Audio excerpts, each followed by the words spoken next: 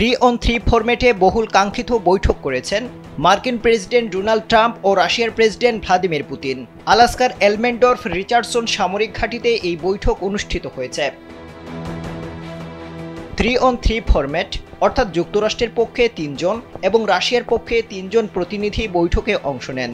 Donald ট্রাম্পের সঙ্গে দেশটির পররাষ্ট্রমন্ত্রী মার্কো রুবিও এবং রাশিয়া বিষয়ক মার্কিন প্রেসিডেন্টের বিশেষ দূত স্টিভ উইটকফ অংশ নিয়েছিলেন।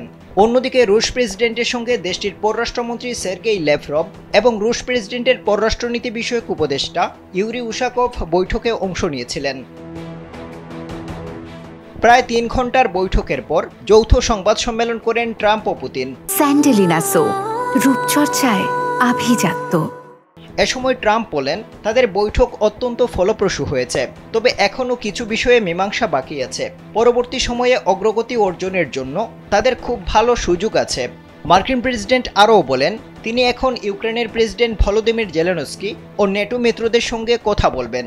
চুক্তি শেষ পর্যন্ত তাদের উপর নির্ভর করবে ও তাদের সম্মত হতে হবে। যৌথ সংবাদ সম্মেলনে পুতিন বলেন, ইউক্রেন যুদ্ধ বন্ধের বিষয়ে তিনিও আন্তরিকভাবে আগ্রহী, তবে যুদ্ধ বন্ধের জন্য এই যুদ্ধের মূল কারণগুলো নিরসন করতে হবে। কিন্তু মূল কারণগুলো বলতে তিনি কি বুঝিয়েছেন তা বিস্তারিত উল্লেখ করেননি। 2022 সালের 24 ফেব্রুয়ারি ইউক্রেনে সর্বাত্মক সামরিক অভিযান শুরু করে রাশিয়া। এই যুদ্ধ ঘিরে রাশিয়ার সঙ্গে যুক্তরাষ্ট্রের সম্পর্ক তলানিতে গিয়ে ঠেকে। যুদ্ধক্ষেত্রে রুশ বাহিনীকে প্রতিরোধের জন্য ইউক্রেনকে বিপুল আধুনিক সমরাস্ত্র সরবরাহ করে যুক্তরাষ্ট্র।